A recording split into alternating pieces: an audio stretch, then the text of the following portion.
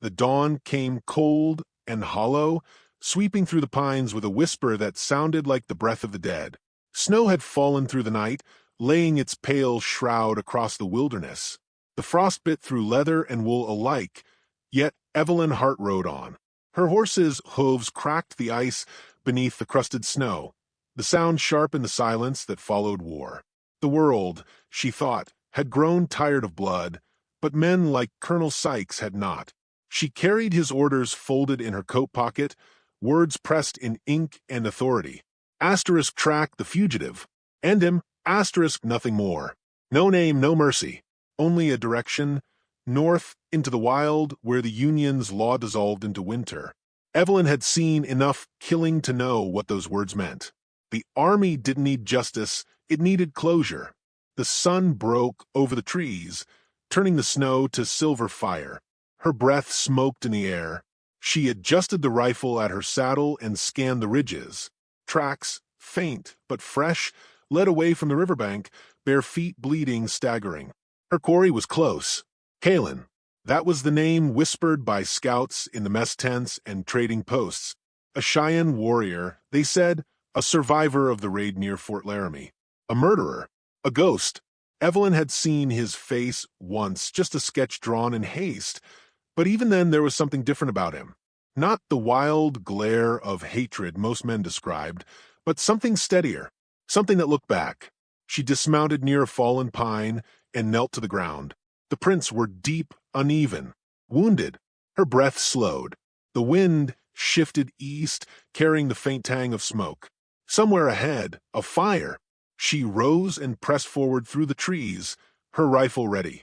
Every crunch beneath her boots echoed too loudly. Her heartbeat matched the rhythm, steady, cold, deliberate. She had learned long ago to quiet her thoughts on the hunt.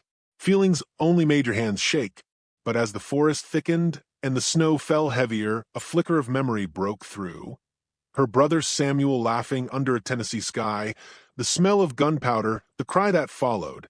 A memory she had buried so deep it still bled when touched. The smoke led her to a small clearing where the world seemed to hold its breath. A rough camp, nothing more than ashes and broken branches. And there, beyond the fire pit, the fugitive, he stood bare-chested against the snow, skin marked by wounds and frostbite, dark hair tangled with ice. When she stepped forward, he turned, eyes sharp and unafraid. "Kaelan," she said, her voice low. He didn't move, didn't even blink, just watched her like one might watch a storm roll in, inevitable but fascinating all the same. She raised her rifle. "You're far from your people?" He answered in English, his voice steady though his lips trembled with cold. "My people are ashes now." The words struck deeper than they should have. Evelyn's finger tightened on the trigger. "You raided Fort Laramie, killed civilians." His expression didn't change. "I defended what was ours. You call it raiding, we call it remembering." The wind stirred the snow between them. For a heartbeat, neither spoke. Then Kaelan moved, not toward her, but sideways, fast as a shadow. She fired. The shot cracked through the clearing, scattering crows from the trees. He staggered, clutching his arm, but he didn't fall. He lunged. The rifle dropped as she reached for her knife. They crashed into the snow, a blur of breath and pain. His hand clamped around her wrist, the blade between them flashing in the dim light.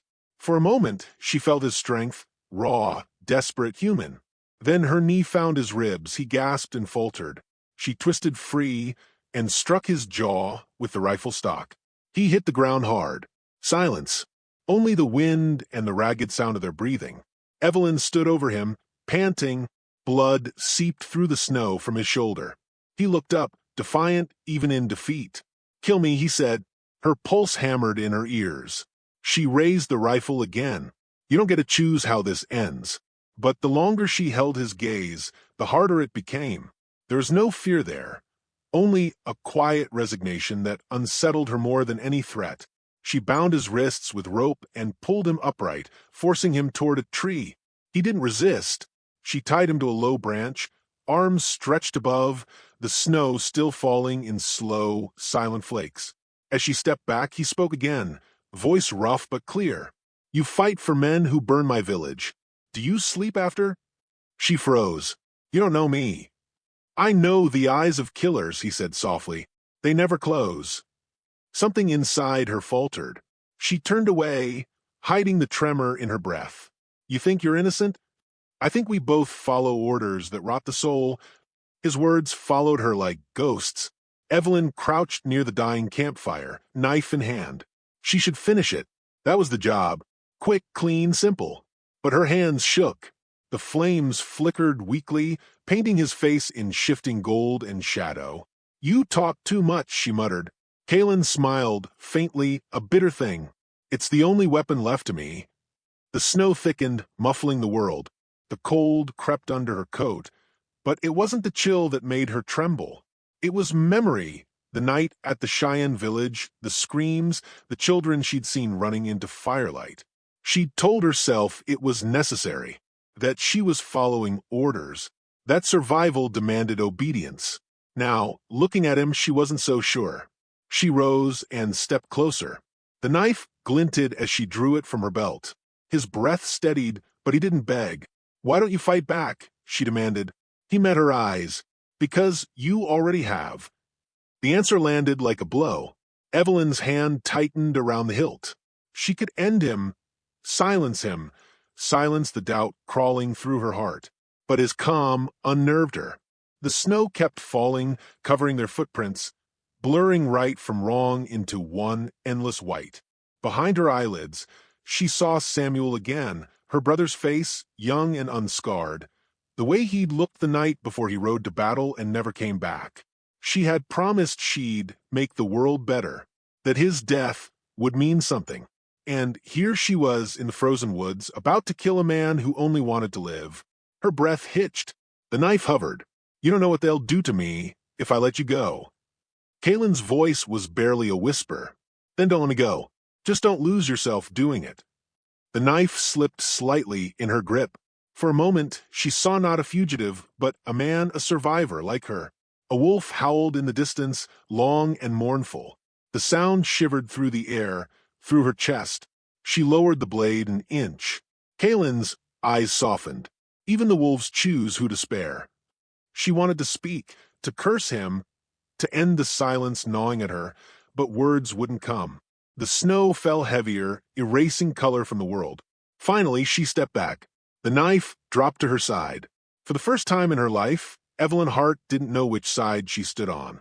The cold pressed closer, whispering its answer in the hush between them. She turned her gaze to the horizon, where the first faint light of dawn began to break through the storm. For now, she told herself, he would live. But as she looked back at him, bound, bleeding, and unbroken, she knew this choice would not fade with the snow. The wind carried her whisper away, a confession to no one but the trees. For the first time, I see you. And in the endless white, the world held its breath. Morning broke sharp and colorless, the kind that cut through bone. Evelyn woke to the hiss of snow melting on the embers of a dying fire. Her hands were stiff, her eyes raw from the cold and the night's indecision. Kaelan hung still against the tree, half conscious, his breath shallow. The ropes she had tied had bitten into his wrists, leaving welts that darkened against the skin. She stood over him, knife in hand again, but not for killing this time. Bootsteps carried on the wind, distant, rhythmic, unmistakable. Soldiers, her own unit. Evelyn's heart jolted against her ribs. She glanced down at Kaelan. If they found him, he'd be executed on sight, and she'd be questioned for not finishing the job sooner. The safe choice was to leave him, let the army do what it did best. But safe choices had led her here, and the taste of them was bitter. She cut the first rope. It snapped with a soft twang, and his body sagged forward. The second came loose under her trembling hands. Kaelan fell into the snow, groaning, but alive. You should have run, she whispered. He blinked through half-lidded eyes. You should have shot straighter. The sound of approaching horses snapped her head around. Get up, she hissed. Now. I can't. Then crawl. She hauled him up, slinging his arm across her shoulders. His weight was solid, his breath ragged against her ear. Every step through the deep snow felt heavier than the one before. They stumbled toward the tree line, leaving a jagged trail behind them. The shouts grew closer. Evelyn's pulse raced. She could make out Sykes's voice calling orders, hard-clipped, ruthless. "Spread out. He's near." Kaelan flinched at the sound, his jaw tightening. "That man, he killed my father." Evelyn didn't answer. There was no time for the past. "Quiet," she hissed. "Keep your head down." They reached the ridge just as the soldiers' shadows stretched across the clearing they'd left. Evelyn half-dragged, half-carried him into a gulch where the snow was deeper. The cold bit through her boots, numbing her feet. They stumbled upon the edge of a half-frozen stream, its current whispering under a skin of ice. "We have to cross," she said. Kaelan looked at the river and then at her, a faint smile twisting his lips. "You'll freeze before you make it halfway." "Then we freeze together." She gritted her teeth and stepped into the water. It was agony, sharp, alive, like being stabbed with 100 knives. He followed, leaning on her. The current tugged at their legs, the ice groaned beneath them, and for a breathless second, the world tilted. The ice broke. They plunged into the river. The cold seized her lungs, stole her breath. She caught his arm as the current dragged them downstream, clinging with what strength she had left. He tried to push her toward the bank, shouting something she couldn't hear. The roar of the water drowned everything. They hit the shore hard. Evelyn coughed up water, shaking half-blind. Kaelan lay beside her, gasping, blood mixing with frost. She pulled him up the bank and collapsed beside him, chest heaving. The air burned like glass in her lungs. "You're insane," he rasped. "Probably," she said through chattering teeth. "But you're still breathing." For a moment, they just sat there, shivering, listening to the distant thunder of hooves. Then Evelyn forced herself up. "We can't stay here." He pointed weakly toward the trees. "There's shelter. A cave not far." They moved as shadows through the forest, slow, deliberate. Kaelan's steps faltered often, and more than once she caught him before he fell. Each time, his blood left crimson prints against the snow. The sky darkened with the weight of an incoming storm. By the time they reached the cave, dusk had fallen. Inside, it smelled of damp stone and old smoke. Evelyn built a fire with shaking hands, coaxing sparks from flint and half-frozen bark. The flames caught, licking at the dark, and warmth began to seep into the silence. Kaelan sat across from her, watching. His eyes reflected the firelight, deep and unreadable. "You didn't have to save me," he said. She met his gaze. "Maybe I didn't." "Then why?" Evelyn stared into the flames, remembering the night Fort Laramie burned. The cries that never left her ears.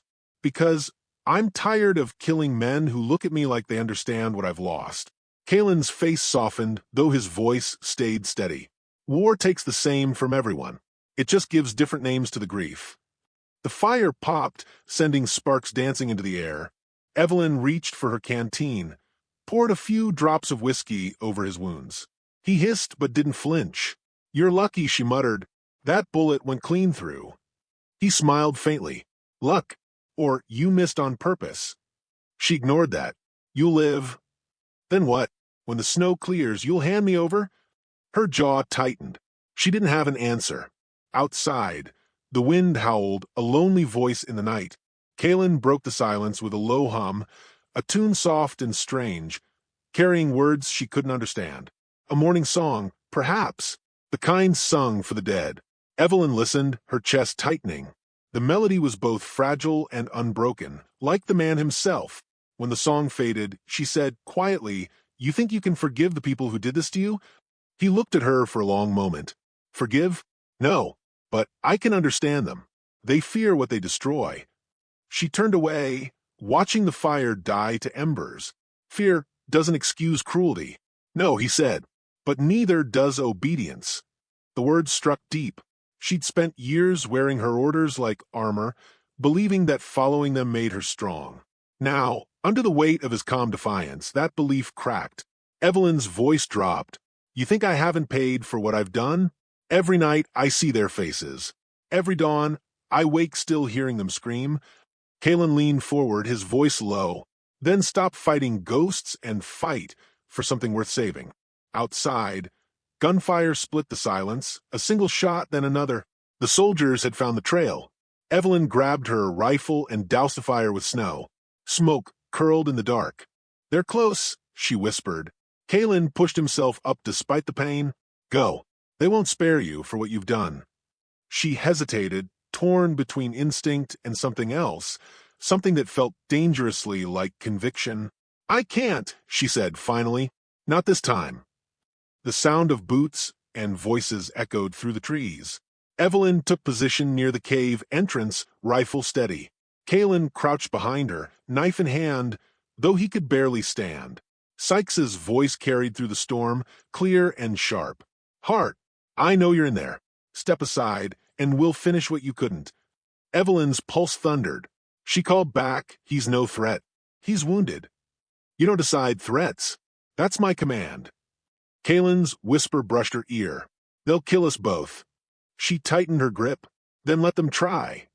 The snow swirled in thick gusts, blurring the world to white. Sykes's silhouette appeared at the tree line, rifle raised, his men fanning out behind him. Evelyn stood between them and the cave, her breath steady, her choice made. "For the first time," she said, almost to herself, "my weapon isn't for killing, it's for truth." The wind roared. Sykes gave the order. And as the first bullet tore through the storm, Evelyn Hart pulled the trigger. The first shot tore through the silence, shattering the snow-heavy stillness. Evelyn ducked behind the boulder, breath coming sharp and white. Bullets hissed through the trees, biting into bark, showering her with splinters. Kaelan crouched beside her, knife in hand, his face pale, but his eyes steady. The air was thick with gunpowder and cold fear. "They won't stop," he said, voice low. "They'll have to," she muttered, reloading her rifle with numb fingers. "Sykes wants me alive. He'll make an example of." Kaelan's gaze flicked toward the clearing, where shapes moved like ghosts between trees. "Then we ended here." A command cut through the storm, Sykes's voice harsh and metallic. "Hart, don't make me put you down like the dog you've become." Evelyn rose just high enough to see him. He stood tall, in his officer's coat, the snow glinting off his revolver. Behind him, 5 soldiers fanned out in a crescent, rifles trained on the cave. She took aim, but something in Sykes's stance froze her. He wasn't angry. He was calm, certain. "This is your last chance," he called. "Step aside. You've done your duty. Don't throw it away for a savage." Kaelan's jaw tightened. "That man has no soul." Evelyn's voice trembled with rage and exhaustion. "He's the reason my brother died in Virginia. The reason this war never ends." Sykes's voice dropped, mocking. "Your brother was weak. He hesitated. Like you." The words hit harder than the wind. Evelyn's vision blurred with fury. She rose, fired once. The shot caught the edge of Sykes's coat, spinning him slightly. The soldiers opened fire. "Down!" she shouted. Snow exploded around them as bullets ripped through the air. Kaelan lunged forward, dragging her deeper behind the rocks. He gritted his teeth against the pain from his shoulder wound. "They'll flank us soon." "Not if I flank them first." He caught her wrist. "You'll die." She met his eyes. "So will you if I don't." For a heartbeat, they just looked at each other, soldier and hunted man, bound now by something neither had words for. Then she slipped away into the trees, silent as the falling snow. Evelyn circled through the pines, the sound of gunfire echoing. Every breath burned her throat.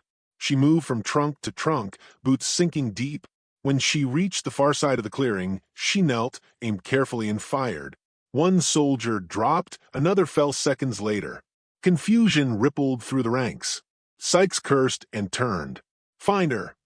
Evelyn darted from cover, heart hammering. She could see Kaelan across the field now, fighting to rise, throwing a knife that struck one of the soldiers clean in the chest. Blood sprayed across the snow. Then a gunshot cracked from behind her. Pain seared through her shoulder, hot and blinding. She stumbled, dropping to one knee. The world tilted. Her rifle slipped from her grasp. "Evelyn!" Kaelan's voice, raw and desperate, carried through the smoke. Sykes emerged through the trees, revolver raised. His eyes glinted with triumph. "I warned you, Hart. You don't get to change sides halfway through a war." Evelyn pressed a hand to her wound, crimson blooming through her coat. There shouldn't have been sides to begin with. He stepped closer, boots crunching the snow. "You think mercy wins wars? You've grown soft, just like your brother before I sent him to his grave." The words struck like bullets. The world narrowed to his voice, his smirk, the gun leveled at her. Kaelan's shadow moved behind him, silent, swift. The knife gleamed once before plunging deep into Sykes's back. The officer gasped, eyes wide, spinning toward his attacker. Evelyn snatched her rifle and fired. The shot hit true. Sykes staggered, blood blooming against his coat like a dark flower. He fell, face first into the snow. Silence. Only the wind. Evelyn dropped the rifle, chest heaving. Kaelan sank to his knees beside her, gripping his side. "You're bleeding." "So are you," she breathed. He looked down at Sykes's lifeless form. "Does it end now?" She stared at the man who had commanded her every sin. "It ends when someone chooses to stop the killing." They burned the bodies that night, not out of hatred, but to keep the wolves away. The flames crackled, devouring wood and flesh alike, painting their faces in flickering gold. Snow drifted through the firelight, melting before it touched the ground. Evelyn sat apart, wrapping her wounded arm in torn cloth. Kaelan watched her quietly, his expression unreadable. "You could run," she said. "Head south. The army won't follow you that far." He shook his head. "I'll heal first, then decide where the wind takes me." "You trust the wind more than people?" "The wind doesn't lie." She gave a small, tired laugh. "Fair enough." They shared the silence, the kind that comes after too much loss. Somewhere beyond the ridge, a coyote howled. Evelyn stared into the flames, her thoughts heavy. "I was one of them," she whispered. "I led raids, burned homes. I told myself it was for the greater good." Kaelan turned toward her. "Do you still believe that?" She met his gaze. "No, I think I was just afraid to stop." He nodded slowly. "Then maybe you've already done the hardest thing." The fire crackled between them. The warmth felt fragile, as if it might vanish with a single breath. Evelyn rose, her figure outlined against the dying light. "I have to go back," she said. "Back?" His tone sharpened. "To the men who'll hang you for what you did tonight." She didn't flinch. "Someone has to tell the truth. About what we've done. About him." She nodded toward Sykes's body, now ashes. "If I disappear, they'll write another lie to cover it." Kaelan studied her, eyes dark with concern and admiration. "And if they don't listen, then I'll make them." She tried to smile. A heart never learned to stay quiet. He stood, swaying slightly. "You'll need time to heal." "So will I." She reached out, steadying him. For a long moment neither spoke. The fire cast their shadows against the snow, twin figures flickering in and out of light. "When this war ends," she said softly, "I hope the world remembers the ones who try to stop it." Kaelan looked toward the horizon where dawn was beginning to break. "The world forgets many things, but not the brave." The sun crept over the treetops, melting frost from the branches. Evelyn mounted her horse, wincing as the wound in her shoulder pulled. Kaelan stood at the edge of the clearing, wrapped in a blanket, face turned to the wind. She hesitated. "If we ever meet again." He cut her off gently. "Then the world will have found peace." She nodded, unable to speak. Then she turned her horse toward the valley. Each hoofbeat echoed like a heartbeat fading into distance. By midday, she reached the border outpost. The soldiers there looked at her with confusion and fear. Bloodied, pale, but unbroken, she handed over her rifle and said, "I'm here to report a murder. Mine." They led her inside. She wrote, through the night, every truth, every lie undone. When it was finished, she signed her name beneath the last line. "No order is righteous if it kills the soul." Outside, dawn rose over the frozen land. Somewhere far away, a wind carried through the pines, whispering of mercy, of choices made when no one was watching. Evelyn stepped outside, feeling the sun's faint warmth on her face. She was sent to kill him, but she couldn't. And in that mercy, she found her freedom.